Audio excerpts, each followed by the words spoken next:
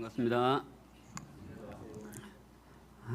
오늘은 구약성경 스가랴서 말씀을 함께 보시겠습니다.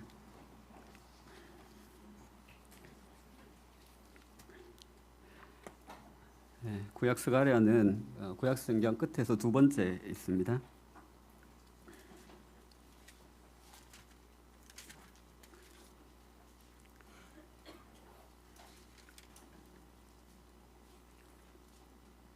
스가랴 1장 1절부터 6절까지 말씀을 길지 않으니까 같이 한번 읽어보도록 하겠습니다. 찾으셨으면 함께 읽겠습니다. 시작. 다리오 왕 제2년 8째 달에 여호와의 말씀이 이도의 손자 베레기야의 아들 선지자 스가랴에게 임하니라. 이르시되 여호와가 너희의 조상들에게 심히 진노하였느니라. 그러므로 너는 그들에게 말하기를 만군의 여호와께서 이처럼 이르시되 너희는 내게로 돌아오라. 만군의 여호와의 말이니라. 그리하면 내가 너희에게로 돌아가리라. 만군의 여호와의 말이니라. 너희 조상들을 본받지 말라. 옛적 선지자들이 그들에게 외쳐 이르되 만군의 여호와께서 이같이 말씀하시기를 너희가 악한 길 악한 행위를 떠나서 돌아오라 하셨다 하나 그들이 듣지 아니하고 내게 귀를 기울이지 아니하였느니라. 여호와의 말이니라.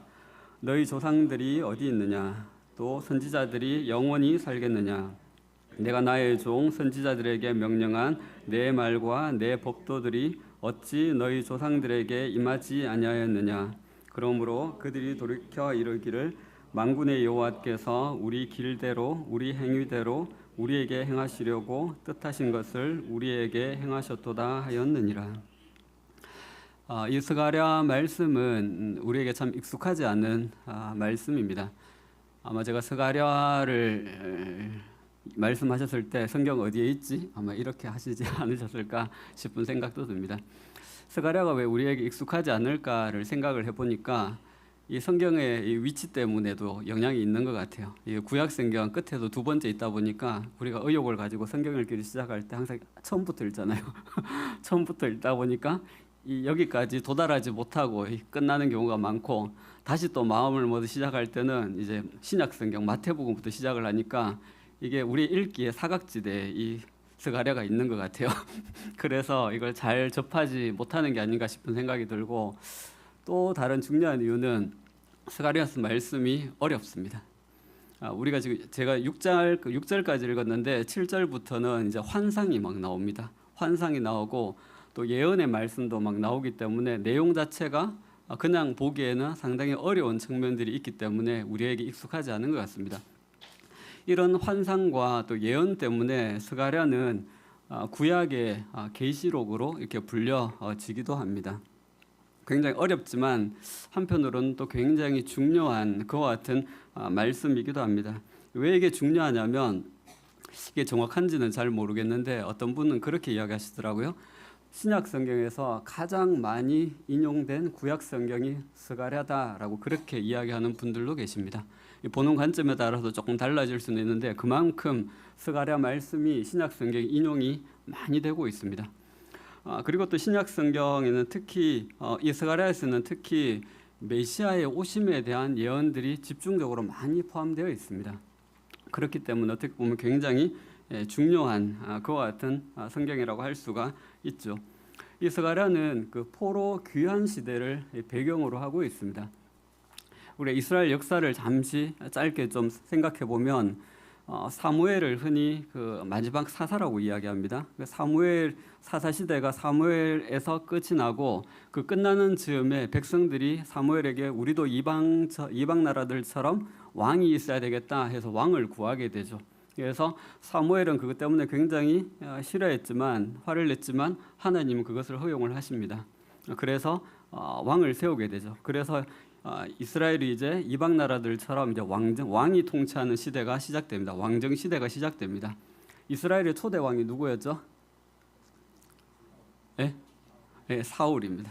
사울이 초대 왕이었고 두 번째 왕이 다윗, 세 번째 왕이 솔로몬. 그래서 사울부터 솔로몬까지를 단일 왕국 시대라고 통일 왕국 시대라고 그렇게 이야기합니다. 또 단일 왕국 시대, 통일 왕국 시대 이렇게 이야기합니다. 하나의 나라였습니다. 그런데 솔로몬의 아들 이후에 르호보암 때 나라가 나뉘어지게 됩니다. 유다 지파를 중심으로 한 남유다와 또 나머지 11개 지파를 중심으로 한 북이스라엘로 나뉘어지게 됩니다. 그때를 분열 왕국 시대라고 이렇게 이야기합니다. 통일 왕국 시대에서 하나의 나라에서 두 개로 분열됐기 때문에 분열 왕국 시대라고 그렇게 이야기를 합니다. 그 북이스라엘은 BC 약 20여 년 정도에 어디에 의해서 멸망을 하죠? 아시리아에서 멸망을 합니다. 그리고 남유다는 BC 한 586년 정도경에 어디에 의해서 멸망하죠? 바벨론에 의해서 멸망합니다. 그 북이스라엘이 멸망하고 난 후에 약 130년 정도 후에 남유다도 멸망하게 됩니다.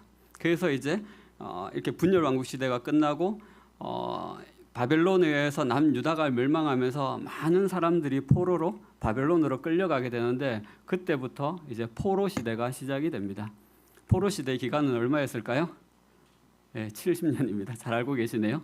하나님께서 예레미야를 통해서 70년이 차면 내가 너희를 다시 돌아오게 하겠다라는 말씀을 하셨기 때문에 70년 동안 포로 시대를 기간을 보내게 되고, 포로 시대가 끝나고 난 후에 이제 잡혀갔던 포로들이 다시 이제 바벨론으로 잡혀갔던 사람들이 다시 예루살렘으로 돌아오는 이와 같은 일들이 시작됩니다.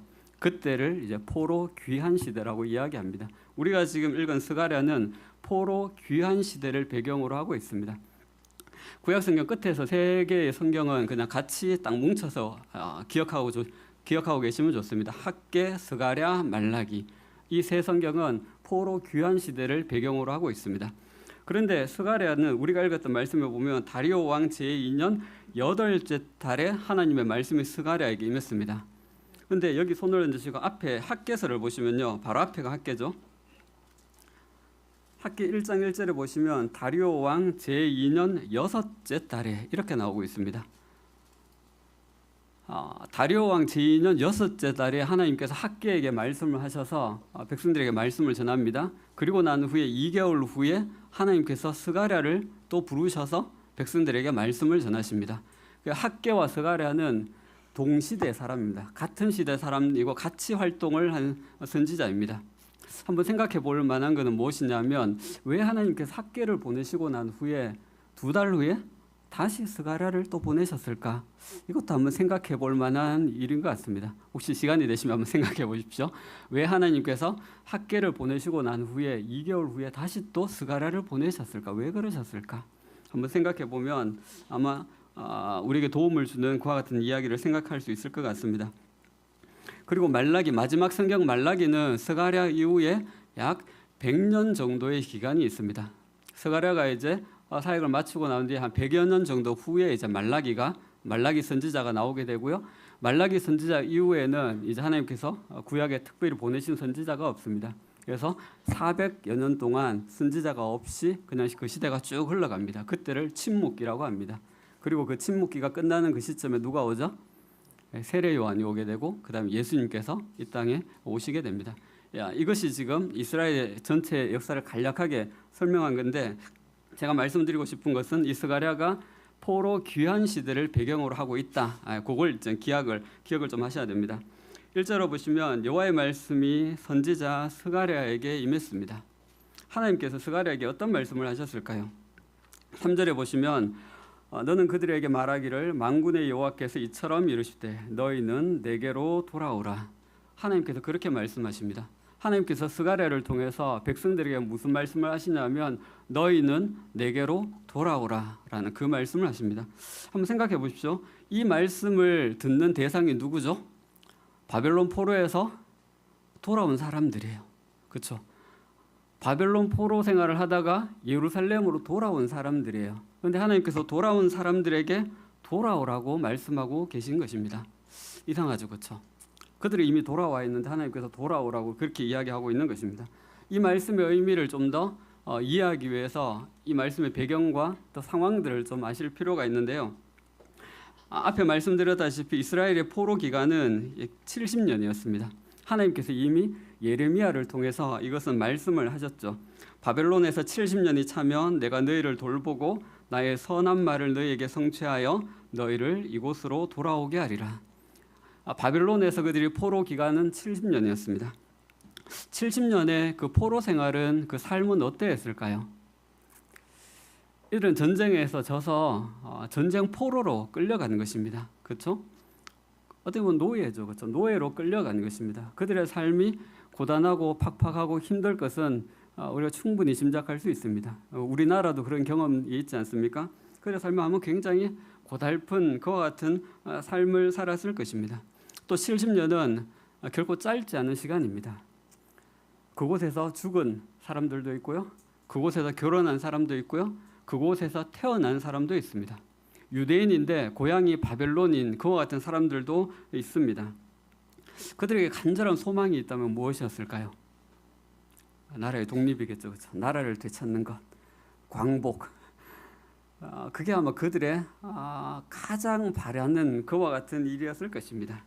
그런데 그 일이 이루어졌습니다. 어떻게 해요? 우리 여기 손을 얹으시고 에스라 말씀만 보시겠습니다.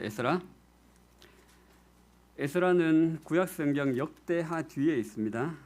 구약성경 711페이지 정도 됩니다. 이스라엘 백성들이 바벨론에서 예루살렘으로 돌아오게 되는 그 사건이 일어났습니다. 굉장히 놀라운 일이죠. 이게 제가 에스라 1장 1절부터 몇 절을 한번 읽어보겠습니다. 바사왕 고레스 원년에 여호와께서 예레미야의 입을 통하여 하신 말씀을 이루게 하시려고, 그렇죠? 하나님께서 예레미야의 입을 통해서 말씀하신 게 있었죠. 70년 후에 내가 다시 너희를 돌아오게 하겠다라는 말씀하셨습니다. 말씀을 이루게 하시려고 바사왕 고레스의 마음을 감동시키심에 그가 온 나라에 공포도 하고 조서를 내려 이르되, 바사왕 고레스는 말하노니 하늘의 하나님 여호와께서 세상 모든 나라를 내게 주셨고 나에게 명령하사 유다 예루살렘의 성전을 건축하라 하셨나니 이스라엘의 하나님은 참신이시라. 너희 중에 그의 백성 된 자는 다 유다 예루살렘으로 올라가서 이스라엘의 하나님 여호와의 성전을 건축하라. 그는 예루살렘에 계신 하나님이시니라. 그 무너질 것 같지 않았던 바벨론이 고레스에 의해서 바사왕 고레스에서 무너지게 됩니다. 바사는 페르시아를 의미합니다. 페르시아에서 바벨론이 멸망을 하게 됩니다. 그런데 바벨론을 멸망시킨 페르시아 왕 고레스가 어떤 칙령을 내리죠? 유대인들은 너희 땅으로 돌아가서 너희 하나님의 성전을 지어라, 이렇게 이야기를 하는 거예요. 상상도 못했던 일이 일어난 거예요. 그렇죠? 정말 믿기지 않는 그와 같은 일이 일어난 것입니다. 이게 일반 역사에도 이것이 기록이 되어 있거든요. 일반 역사에는 이게 어떻게 기록이 되어 있냐면 바벨론이 멸망한 후에 페르시아 왕 고레스가 유화 정책을 펼쳤다라고 그렇게 기록을 하고 있습니다. 짧게 기록을 하고 있습니다. 그런데 유화 정책 그 이면에 무엇이 있죠? 하나님께서 개입하신 그 손길들이 있는 거예요. 잠언 말씀에 보시면 왕의 마음이 여호와의 손에 있음이 마치 보의 물과 같아서 그가 임의로 인도하신다라는 말씀이 있잖아요. 하나님께서 고레스의 마음을 움직이셔서 정말 생각지 못한 칙령을 내리게 하고 또 그 일을 통해서 이스라엘 백성들이 다시 자기의 고국으로 돌아오게 되는 이와 같은 일들을 하신 것입니다. 하나님께서 고레스의 마음을 움직이신 것입니다. 그때 돌아온 이스라엘 백성들의 마음은 어땠을까요? 말씀 안 드려도 알겠죠, 그렇죠? 얼마나 좋았겠습니까? 그런데 이들의 마음을 표현한 것처럼 보여지는 딱 맞는 성경이 있거든요. 조금 더 찾아보겠습니다. 시편 126편 말씀을 한번 보시겠습니다.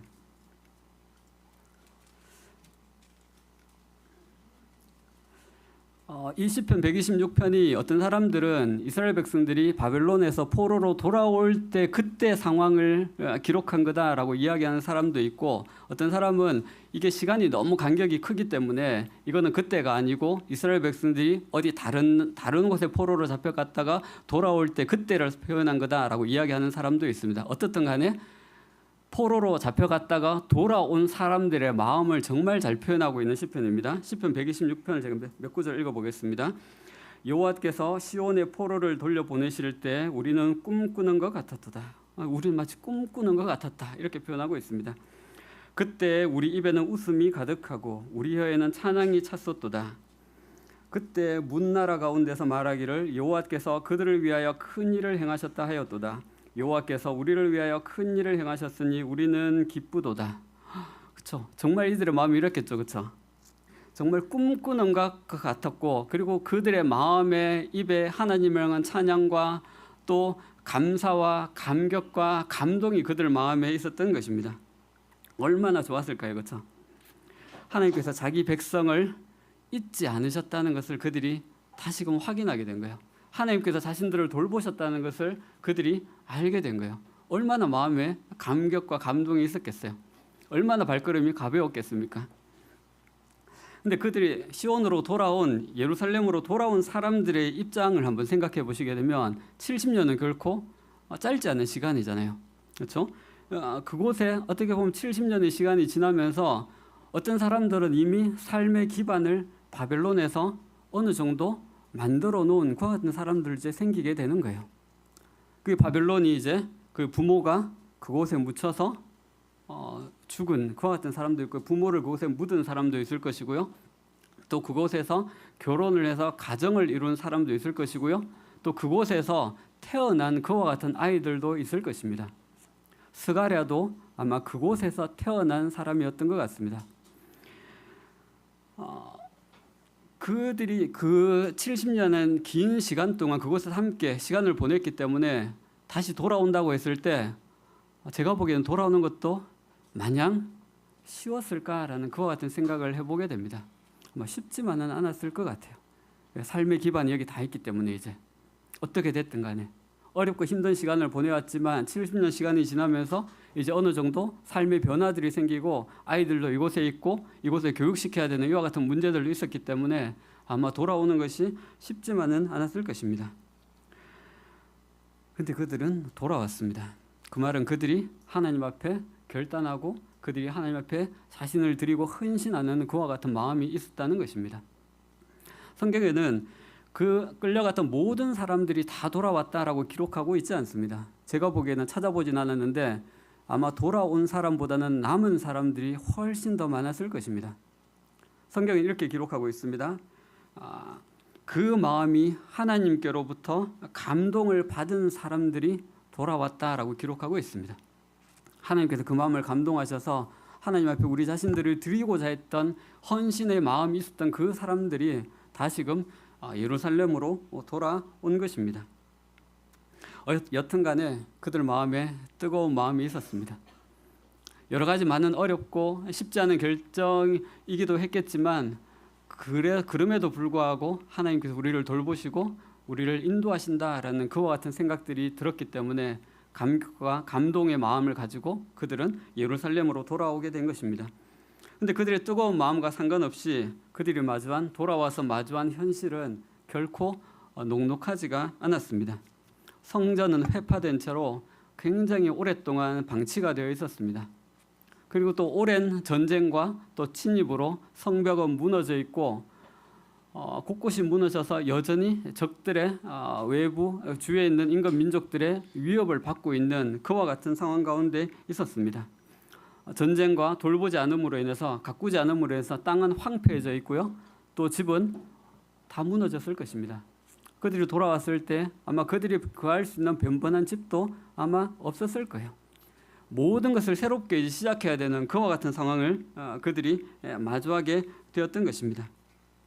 쉽지 않은 상황이었지만 그래도 절망보다는 희망이 그 마음에 더 컸겠죠. 그렇죠? 그들이 돌아오고 난 후에 약 2년 정도 지나고 난 후에 그들이 드디어 성전 공사를 시작하게 됩니다. 그런데 또 다른 문제가 있었어요. 그들이 마주한 현실뿐만 아니라 또 다른 문제가 있었는데 성전 공사를 시작하려고 하니까 또 다른 문제에 부닥치게 됩니다.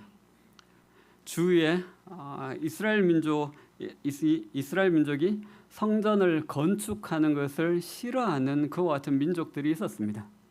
그러겠죠, 당연히. 이스라엘 민족이 와서 성전을 건축한다 그러면 그 성전을 중심으로 해서 뭉치게 될 거잖아요. 뭉치게 되고 결집하게 되니까 주위에 있는 다른 민족들은 그게 달갑지 않은 거예요. 왜? 자기들한테 위협이 되기도 할 거고 또 지금은 자기들이 힘이 있기 때문에 이스라엘을 언제든지 노략할 수 있었거든요. 근데 자기들에게 이제 손해가 되는 거예요. 그러니까 성전을 짓는 것을 방해하는 이와 같은 일들을 시작하게 됩니다. 굉장히 지속적으로 집요하게 성전 짓는 것을 방해하는 그와 같은 일들을 합니다. 그들이 어떻게 했냐면 바사의 고관들에게 뇌물을 줘가지고 성전 공사를 막으려고 했습니다. 그리고 바사의 왕에게 상소를 올립니다. 여기서 지금 이런 일이 벌어지고 있는데 이거 용납하면 안 됩니다. 이러면서 상소를 막 올려요. 그리고 또 아마 성전을 짓고 있는 사람들의 목숨을 실제적으로 위협하는 그와 같은 일들도 아마 했을 것입니다.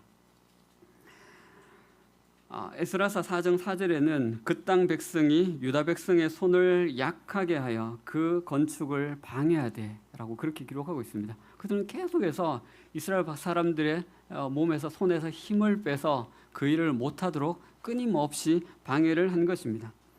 바사의 왕이 바뀔 때마다 그 왕에게 상소를 올려가지고 이 성전이 지어지지 않도록 계속 중단시키기 위해서 끊임없이 그들은 여러 가지 시도들을 했습니다. 그래서 에스라 4장 12, 13절에 보면 그들이 올린 상소의 내용이 나오고 있는데 제가 그것만 조금만 읽어드리겠습니다. 만일 이 성읍을 건축하고 성전을 완공하면, 대적들이 바사의 왕에게 보낸 상소문입니다. 이스라엘 백성들이 이 땅 그 땅에 유다 백성 만일 이 성읍을 건축하고 성전을 완공하면 저 무리는 다시는 조공이나 관세와 통행세를 바치지 아니하리니 결국 왕들에게 손해가 되리니, 이렇게 이야기합니다. 그들이 만약 성전을 다 짓고 나면 그들은 이제 바사 왕에게 내야 될 세금을 안 낼 것입니다 라고 그렇게 이야기합니다. 그리고 또 예로부터 그 중에서 항상 반역하는 일을 행하여 왕들과 각도의 손해가 된 것을 보시고 아실지라 이 성읍이 무너진 것도 이 때문입니다. 이스라엘은 끊임없이 독립하기 위해서 여러 가지 일들을 했었습니다. 그러면서 지금 이들이 그렇게 이야기하고 있는 거예요. 이 유대 민족은 반역의 DNA를 가지고 있는 사람입니다. 이뿐만 아니라 이전에도 이미 그랬다는 것을 왕들은 알고 있습니다. 이렇게 이야기합니다. 그들은 이미 전력이 있습니다. 그렇게 이야기합니다. 그리고 또 이제 감히 아뢰오니 이 성읍이 중건되면 성전이 중건되면 이로 말미암아 왕의 강 건너편 영지가 없어지리이다. 이렇게 이야기합니다. 이들이 성전을 건축하고 성벽을 완성하게 되면 왕의 땅이 없어지게 될 것입니다. 이렇게 이야기합니다. 상소 내용을 한마디로 정의하면 어떻게 되죠? 유대 사람들이 반역을 꾀하고 있습니다. 이 상소를 올린 거예요. 그럼 어떻게 됐을까요? 바사 왕 아닥사스다 때의 왕의 조서에 의해서 성전 공사가 중단되고 맙니다. 그들의 노력이 성공을 한 것이죠. 이제 공사는 하고 싶어도 할 수 없는 그와 같은 상황이 되고 말았습니다. 자칫 잘못하면 반역죄로 잡혀갈 수가 있는 굉장히 위험한 그와 같은 상황이 된 것이죠. 어떻게 보면 그들이 정말 부푼 기대와 희망을 가지고 예루살렘에 돌아왔지만 그 꿈이 이제 꺾이게 되는 거예요. 그리고 또 희망이 사라지게 되었고요. 그 길이 막히게 되는 이와 같은 현실을 마주하게 된 것입니다. 아마 그들은 가만히 있지 않았을 거예요. 방법을 찾기 위해서 아마 백방으로 노력을 아마 했을 것입니다. 그러면서 서로 조금만 기다려보자. 아마 서로를 다독였을 것입니다. 그런데 시간이 지나도 그 길이 보이지 않았습니다. 그러다 보니까 백성들 가운데 지금은 아직 때가 아닌 것 같아. 이런 이야기들이 맴돌기 시작했습니다. 그래서 학교에서 보면 우리가 익히 잘 아는 유명한 말씀이 나오죠. 백성들이 말하기를 여호와의 전을 건축할 시기가 이르지 아니하였도다. 그리고 처음에 정말 희망과 부푼 기대와 꿈을 가지고 이 땅에 왔는데 반대에 부딪히게 되자 어떻습니까? 이제 때가 아닌 것 같아. 이런 생각들을 하기 시작했던 것입니다. 그러면서 그들의 시선이 어디를 향하게 되었을까요? 하나님의 성전에서 이제 자기 집을 보게 된 거예요. 자기 집도 와서 제대로 짓지를 못했거든요. 급하게 와서 또 급하게 준비하느라고 자기들 집도 지금 제대로 못 지은 그 상태를 자기들 눈에 이제 그게 보여지기 시작하는 것입니다. 그들이 하나님을 향해 있던 그 시선이 이제 어디를 향했을까요? 자기 자신들을 향하게 되는 거예요. 자기 가족들을 보게 된 거예요. 이상한 각성이 일어난 거예요. 내가 지금 뭘 하고 있지? 하나님의 성전 짓는 이 일도 중요하지만 지금 내 집, 내 가족, 지금 이걸 돌봐야 되는데 라는 좀 이상한 각성들이 일어나기 시작했습니다. 그래서 그들의 관심이, 시선이, 하나님을 향해 있던 그 시선이 자기 자신들을 향하기 시작했습니다. 하나님을, 성전을 바라보고 있던, 성전을 향한 그들의 시선이 자기 집으로 그 방향이 돌려지게 되는 것입니다. 하나님께서 길을 열어주실 때까지 우리가 그냥 마냥 손을 놓고 있을 수는 없으니까 그때를 위해서라도 우리가 지금 우리 집을 지으면서 준비하자. 아마 그런 생각을 했을 것 같습니다. 왜? 지금은 어쩔 수 없는 상황이니까. 그래서 그들의 삶이 성전을 짓는 삶에서 자기 집을 짓는 삶으로 이제 방향이 바뀌게 되고, 하나님을 향한 그들의 삶이 이제 자기 자신을 위하는 그와 같은 삶으로 이제 틀어지게 된 것입니다. 그래서 그들이 이제 땅을 개간하고요, 농사도 지어야 되고 짐승들도 먹여야 되기 때문에 이제 그런 일들을 하기 시작한 것입니다. 다시 집을 짓고요, 그리고 또 집을 보수하고요, 그리고 또 도로를 만들고요, 자식들도 공부시키고, 어떻게 보면 그냥 우리가 살아가는 일상의 삶을 이제 그들이 이제 살아가기 위해서 그렇게 막 분주하게 살아가게 된 것입니다. 이제 그들의 주되는 관심이 성전이 아니라 자기 자신과 자기 집이 되어버린, 이와 같은 상황이 되어버린 것이죠. 성전 공사가 얼마 동안 중단된지 아십니까? 약 16년 정도 중단이 되었습니다.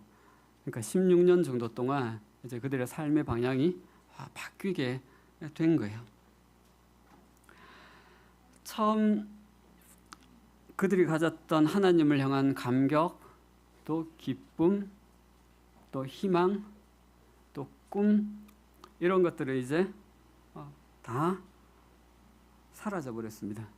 그들이 남았는 것은 이제 내가 지금 살아가야 될 그 삶만 지금 남아 있게 되는 이와 같은 상황이 된 것이죠. 누군가 그런 이야기를 합니다.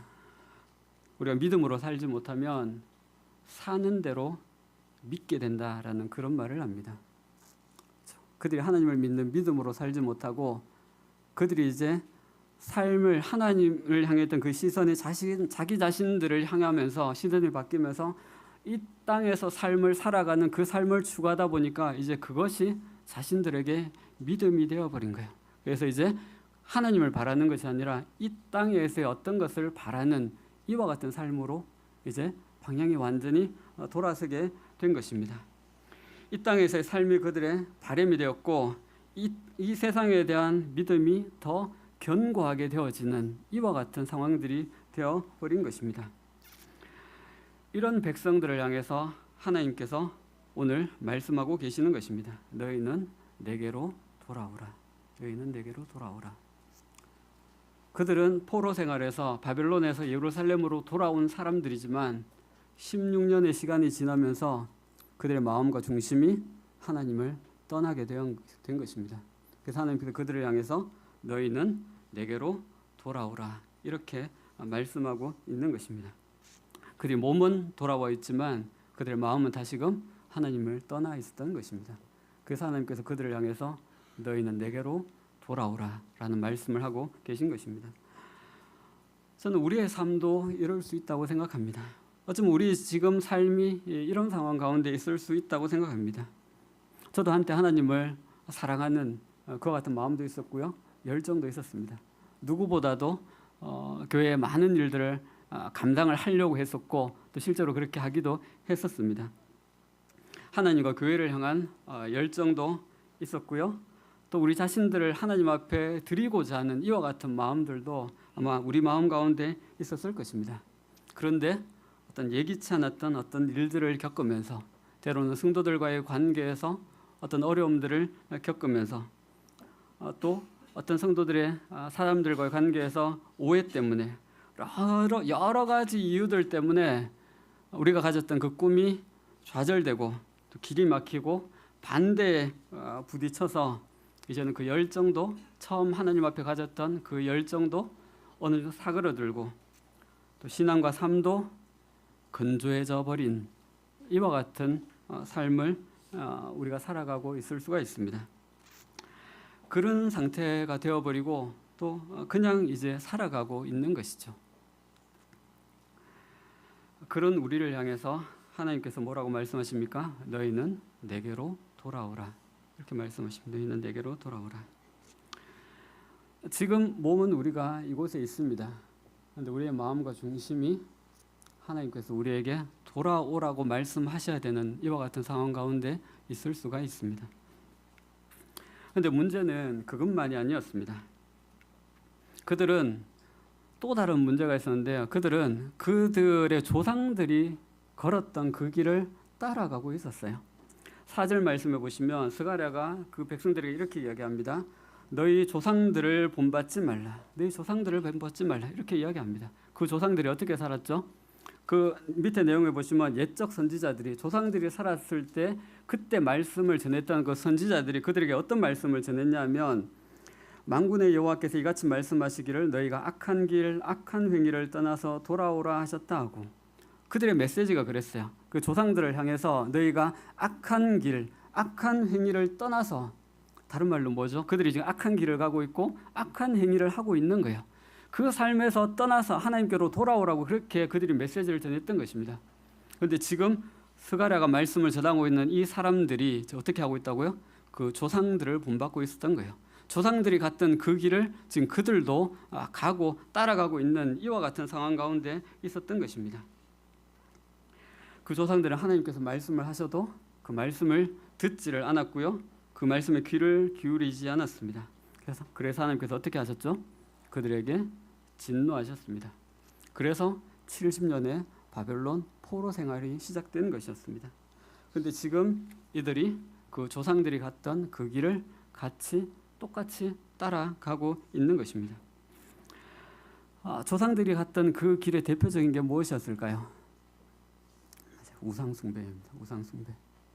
그렇죠? 이스라엘 역사에서 계속해서 이것이 문제가 되어오는 문제였습니다. 우상숭배.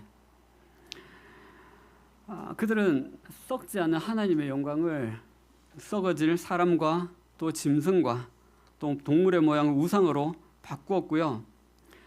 하나님으로 열광했던 그들이 그 마음에 이제 하나님 두기를 싫어하는 이와 같은 마음으로 바뀌어버린 것입니다. 하나님이 가장 싫어하는 게 무엇이냐면 우상 숭배입니다. 그렇죠? 하나님은 다른 어떤 것보다 우상 숭배를 싫어하십니다. 그래서 10계명의 1, 2계명이 1, 2계명부터 그 부분을 이야기하고 있지 않습니까? 너는 나 외에 다른 신을 내게 두지 말라. 너를 위하여 새긴 우상을 만들지 말고. 그렇죠? 하나님 처음부터 이 부분을 이야기하셨습니다. 우상 숭배는 하나님을 그 우상보다 더 못한 분으로 취급하는 것입니다. 하나님을 우상보다 더 밑에 있는 존재로 만들어 버리는 것입니다. 또 성경은 우상 숭배가 영적인 간음이라고 그렇게 이야기합니다. 배우자를 두고 다른 사람을 만나는 것과 같은 것이라고 이야기합니다. 하나님께서 보실 때 우상 숭배는 그와 같은 거예요. 신랑인 남편인 하나님이 계신데 다른 어떤 대상을 만나고 있는 것처럼 그렇게 하나님께서 보시는 거예요. 그래서 하나님께서 우상 숭배에 대해서는 이 표현이 맞을지 모르겠지만 관용이 없습니다. 하나님은 우상 숭배에 대해서 진노하십니다. 신약이나 구약이나 똑같아요. 그거는 신약 성경에 이런 말씀이 나오거든요. 그러므로 땅에 있는 지체를 죽이라. 곧 음란과 부정과 사욕과 악한 정욕과 탐심이니 탐심은 우상 숭배니라. 이것들로 말미암아 하나님의 진노가 임하니라. 그렇죠? 우상 숭배는 신약이든 구약이든 똑같은 결과를 가져오게 됩니다. 하나님께서 그 부분에 대해서 진노하십니다. 구약에도 그들이 우상을 섬겼기 때문에 그 죄로 말미암아 하나님께서 진노하셨고 지금도 우상 숭배는 하나님께서 굉장히 싫어하시는 그와 같은 일인 것입니다. 우리는 지금 구약에 있는 사람들처럼 이런 어떤 형상이나 아니면 또 짐승이나 이런 상들을 섬기지 않습니다. 여기 계신 분 중에 갓바에 가서 절하는 분들 안 계시잖아요, 그렇죠? 우리는 그런 일들은 하지 않습니다. 그런데 신약 성경은 이 우상 숭배를 조금 더 다른 관점에서 이야기를 하고 있습니다. 우리가 조금 전에 읽었던 골로새서 말씀에 탐심은 우상 숭배다라고 그렇게 이야기하고 있습니다. 탐심이 무엇이죠? 탐심은 무언가를 가지고자 하는 어떤 강한 욕망을 이야기합니다. 그렇죠? 뭔가를 갖고 싶어하는 강한 욕망입니다. 하나님보다 더 갖고 싶어하는 어떤 욕망, 이것이 우상 숭배라고 성경은 이야기하고 있습니다. 탐심은 눈에 보이는 것들뿐만 아니라 눈에 보이지 않는 욕망이나 욕구도 우상 숭배가 되는 것입니다. 그것도 탐심인 것이죠. 하나님을 대신하고 있는, 내 삶에서 하나님을 대신하고 있는 어떤 것, 내가 하나님보다 더 어떻게 보면 추구하고 있고 더 갈망하고 있고 더 원하고 있고 더 가지고 싶어하고 더 그것을 추구하고 있는 어떤 것이 있다면 그것은 하나님께서 우상 숭배라고 그렇게 이야기하고 있습니다. 어떤 사람에게 이게 돈이 될 수도 있고요, 재물, 돈이 될 수도 있고요, 또 어떤 사람은 어떤 명예나 사람들 앞에서 자신의 어떤 높아지고자 하는 이와 같은 마음들, 그것도 우상 숭배가 될 수 있는 거예요. 그리고 또 어떤 사람은 성공, 세상적인 성공, 이것이 그 사람에게 우상이 될 수가 있는 것입니다. 내가 어떻게 하든 간에 이 사회에서 정말 이름을 내보고 있고 또 성공하겠다라는 이와 같은 강렬한 마음, 그리고 또 일, 내가 하고 있는 그 일이 우리에게 우상이 될 수가 있습니다. 또 어떤 사람들에게는 이성이 우상이 될 수가 있습니다. 하나님보다 그 이성을 향한 그 마음이 더 강하고 그것을 원하고 있다면, 그것만 원하고 있다면 어쩌면 그 이성이 나에게 우상이 될 수가 있는 것입니다. 오늘날에는 우리 자신, 나 자신이 우상이 될 수가 있습니다. 오늘날처럼 자기를 사랑하고 자기를 위하고 자기를 가꾸는데 열광하는 이와 같은 시대가 없습니다. 그렇죠? 세상에서 자기가 제일 소중해요. 내 생각이 중요하고요, 내 생각이 소중하고 또 내 몸이 중요하고요, 내 삶의 여가가 중요하고요. 자기 자신이 우상이 되어 있는 거예요. 하나님보다 자기 자신을 위하는 그 삶을 살아가고 있는, 이것이 신약에서는 우상 숭배라고 그렇게 이야기하고 있는 것입니다. 하나님을 근데 성경은 이렇게 이야기합니다. 너희가 악한 길, 악한 행위를 떠나서 돌아오라고 그렇게 말씀하십니다. 회개하라고 말씀하시는 거예요. 회개하라고. 우리가 하나님 앞에 나아갈 때 있는 모습 그대로 나아갑니다. 그렇죠? 있는 모습 그대로 나아간다는 것이 우상을 가지고 나아간다는 그와 같은 의미는 아닙니다. 성경의 우상은 우리가 떠나고 버려야 한다라고 그렇게 성경은 이야기하고 있습니다. 우상을 가진 채 하나님 앞에 나아갈 수는 없는 것이죠. 하나님보다 더 소중하게 여기고 더 갈망하는 것이 있다면 그것이 우상이라는 사실을 우리가 알아야 될 필요가 있습니다. 그것은 죄이고 하나님의 마음을 아프게 하는 것입니다. 마땅히 하나님 앞에서 회개해야 되는 그와 같은 일이라고 생각이 되어집니다.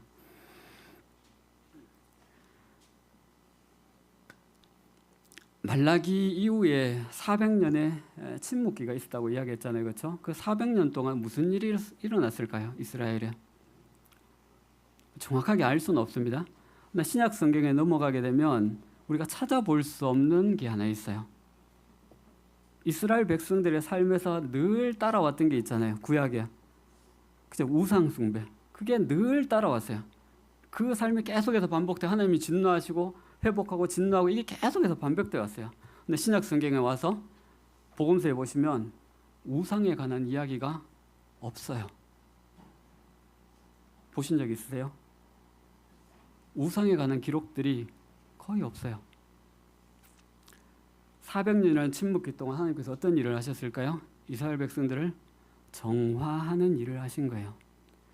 그들 가운데 우상을 제하하셨고요. 그리고 또 오실 메시아에 대한 기대하는 마음을 백성들 가운데 갖게 하신 거예요. 그렇죠? 우상과 주님은 함께 있을 수 없는 것입니다. 우상이 정화되고 제거되고 그걸 떠나게 될 때 내 삶 속에, 내 마음 속에 주님께서 원래 계셔야 되는 그 자리를 차지하게 되는 것입니다. 내가 우상을 섬기면서 주님을 섬긴다? 안 맞는 거예요. 그냥 우상을 섬기고 있는 것입니다. 주님을 섬기는 게 아니라. 주님은 그렇게 보시는 거예요. 조상들은 돌아오라는 그 하나님의 말씀을 듣지 않았습니다. 결국 그들이 어떻게 되었죠?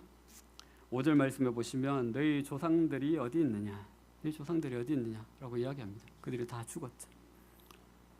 하나님의 진노로 그는 심판을 받아서 다 죽었습니다. 그리고 또 선지자들이 영원히 살겠느냐? 조금 이야기가 어려운데요. 그들에게 그 조상들에게 말씀을 전했던 선지자들이 지금 어디에 있습니까? 그들이 영원히 살고 있습니까? 아니에요. 그들도 다 죽어서 하나님께로 돌아갔어요. 이건 무엇을 의미하죠? 그들에게 말씀을 전했던 그 선지자들도 더 이상 존재하지 않는다는 거예요. 하나님의 말씀이 우리에게 한정없이 무한정으로 계속해서 들려지지 않는다는 것입니다. 지금 우리에게 들려지고 있지만 어느 정도 시간이 지나면 그 말씀이 우리에게 들려지지 않을 수도 있는 것입니다. 쉽게 얘기하면 기회가 항상 영원히 계속해서 있지는 않다는 사실을 이야기하고 있는 것입니다. 이것은 하나님의 경고입니다. 그렇죠? 지금 스가랴가 말씀을 전하고 있는 이 사람들을 향한 하나님의 경고입니다. 너희도 너희 조상들처럼 우상을 섬기고 내 말을 듣지 않으면 너희도 이들처럼 하나님의 진노로 망하게 된다라는 것을 하나님께서 경고하고 계시는 것입니다. 인간은 참 연약하고 어리석은 것 같아요. 저 자신을 보더라도 그렇습니다. 참 연약한 사람이고 참 어리석은 사람이다라는 것들을 늘 생각하게 됩니다. 하나님을 떠난 인간의 마음은 그냥 하나님이 안 계신 그 빈 채로 그냥 존재하지를 않아요. 무언가 다른 것이 그 마음을 차지하게 됩니다. 무언가 다른 것이 들어오게 되어 있어요. 우리가 이 말씀을 흔히 하나님을 믿지 않는 사람들의 복음을 전할 때 이 말씀을 쓰잖아요. 근데 하나님을 믿는 사람들도 똑같아요. 하나님을 믿는 사람들도 하나님을 따르고 섬기다가 어느 순간 하나님과 멀어지게 되면 그 멀어진 그 마음이, 그 빈 마음이 그냥 빈자리로 그냥 그대로 있는 것이 아니라 다른 것이 설금설금 그 마음에 차지하고 들어오게 되는 것입니다. 그것이 우상인 것이죠. 결국 그것이 하나님이 계셔야 될 내 마음의 자리를 차지하게 되고 우상이 되어버리는 것입니다. 하나님과 멀어지는 삶은 결국 어떻게 되죠? 내 삶에 죄가 돌아보면 죄가 이제 죄의 열매들이 맺히는 것을 경험적으로 알게 되죠. 그 죄로 인해서 어떻게 되죠? 멀어진 하나님과의 관계가 더 멀어지게 되는 거예요.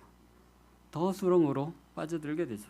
악순환이 계속해서 반복해서 일어나게 되는 것입니다. 급기야는 스스로 그 수렁에서 나올 힘이 없을 정도로 우리를 올가매는 이와 같은 상황이 되어버리는 것이죠. 사람이 참 어리석다는 게 끝까지 가야지 그 문제를 알게 되는 경우가 많다는 사실입니다. 우리가 하나님의 말씀이 있고 하나님의 경고가 있다는 것은 우리가 거기까지 가지 않더라도 우리가 경험하지 않더라도 선조들의 경험을 통해서 우리에게 보고 배우라고 그렇게 말씀을 하고 계신 것입니다. 그러나 참 감사한 것은 하나님께서 지금 우리에게 말씀하고 계신다는 사실입니다. 그 이전 시대의 조상들에게 하나님께서 옛적 선지자를 통해서 하나님께서 말씀을 해주셨습니다. 그렇죠? 또 스가랴 지금 이 시대 스가랴 시대에도 하나님께서 스가랴를 통해서 또 학개를 통해서 그 백성들에게 말씀해 주셨습니다.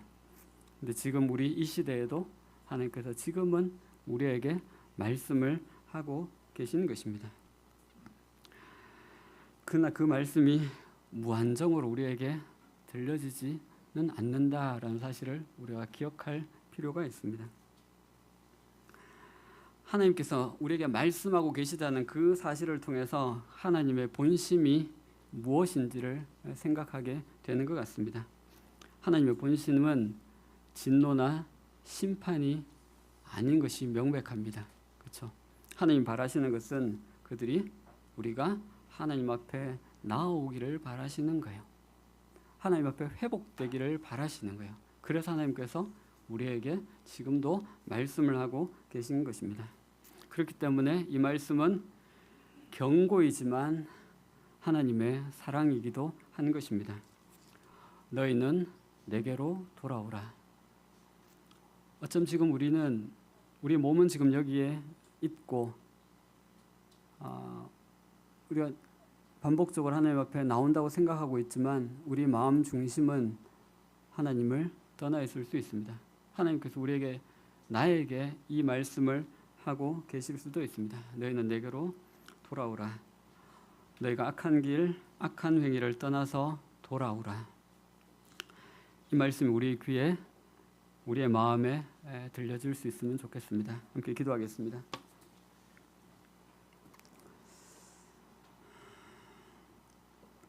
아버지 하나님, 우리의 모습에도 불구하고 우리를 여전히 사랑하시고 또 저희들에게 은혜를 베푸시고 또 말씀해 주셔서 감사합니다.